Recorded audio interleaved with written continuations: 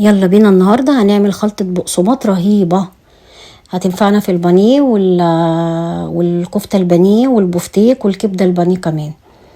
هنجهز طبعا العيش، هنقطعه قطع صغيرة كده، عيش بلدي، عيش فينو، بقسماط، توست، اي حاجة عندك احفظيها في الفريزر ما ترميهاش.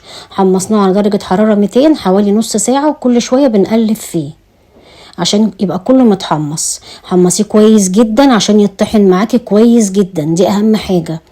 بعد كده هنجيب المطحنه بتاعتنا اللي احنا بنطحن فيها العطاره، هنروح طحنينه زي ما انتوا شايفينه كده. هيطحن بسرعه جدا يا جماعه، لو انت اتكيتي عليه في التحميصه هيطحن معاكي زي الفل.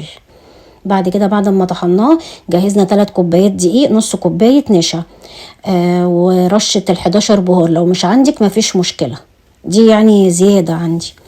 ملح وفلفل، كركم وكاري وتوم بودره وبصل بودره وحبهان مطحون على ورق رورة، وخلاص على كده.